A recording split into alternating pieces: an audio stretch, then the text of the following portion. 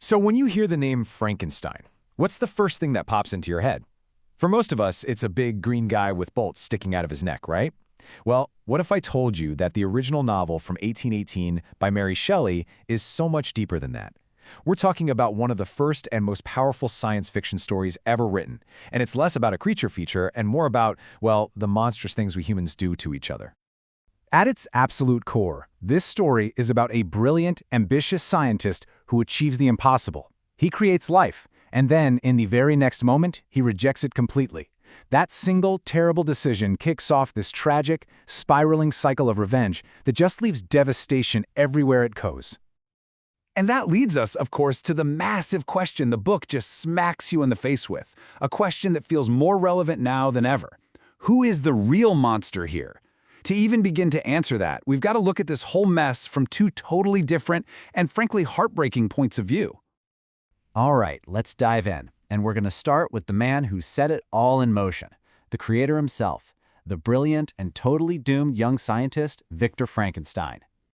So here are our two main players, two beings whose lives are just tragically tangled together from the start. You've got Victor, who's completely consumed by this obsession to conquer death, to unlock the ultimate secret of life. And then you have his creation, this intelligent, feeling being, who's literally stitched together and brought into the world only to be met with pure horror. Now, it's really important to get this. Victor isn't some mustache-twirling villain. He's not trying to build a monster to terrorize the world. No, he's driven by this intense desire for scientific glory. It's this unchecked ambition that has him so focused on if he could do it that he never, not once, stops to ask himself if he should. He's just completely blind to the fallout. You can really see his journey happen in 4 stages. First, there's the obsession, locking himself away, robbing graves, becoming a total recluse. Then comes the assembly, and finally, the animation, the big moment, the scientific breakthrough he'd sacrificed everything for. But the second it takes a breath, that triumph just curdles into disgust. He looks at what he's made and is so repulsed, he literally runs away.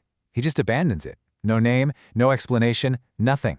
And that, right there, that's the first domino to fall. Okay, now we need to flip the script completely.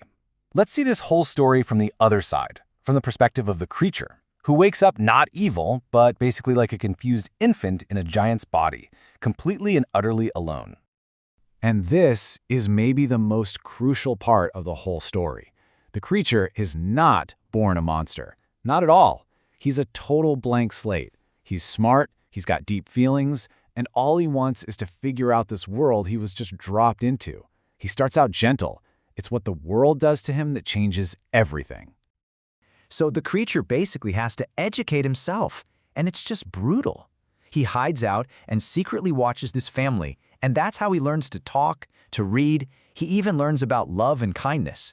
But every single time he tries to reach out, to make a connection, people scream. They throw things at him. They attack him.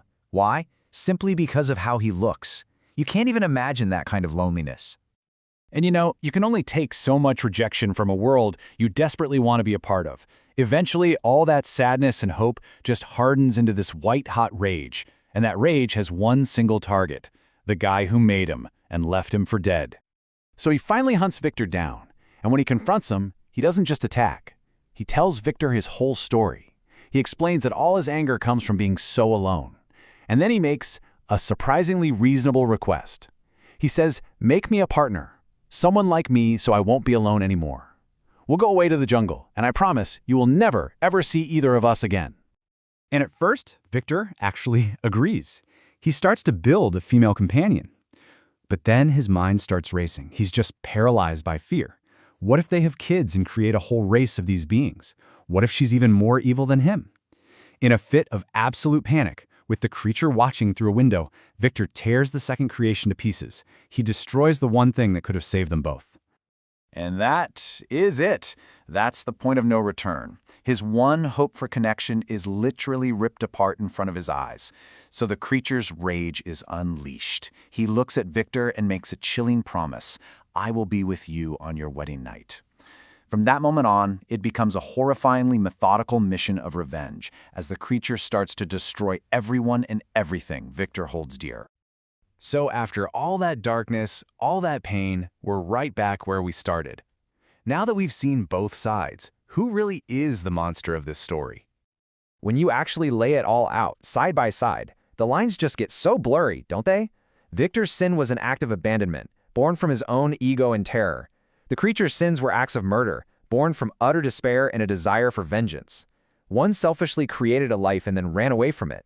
The other, after being abandoned, took lives in return. It's just not a simple case of good versus evil. And that's why we are still obsessed with this book over 200 years later. It's not just a classic horror story. It's this timeless warning about the huge responsibilities that come with creation, about where ambition can lead us if we're not careful, about the soul-crushing damage of loneliness, and maybe most of all, about what it even means to be human in the first place. So maybe the final answer is that the monster in Frankenstein isn't a person. Maybe monster is a verb. It's the act of abandoning someone you're responsible for. It's the act of judging and rejecting someone out of prejudice. It's the act of letting revenge completely consume you. And if that's the case, then both Victor and his creation are guilty. Which leaves us with one last, very big thought for today. Right now, we are pushing boundaries with things like AI and genetic engineering that Mary Shelley could have only dreamed of. Her story is basically a 200-year-old warning flare. As we step into the role of creators, what do we owe the things we create? And how do we make sure our own ambition and our own fear don't end up creating new monsters?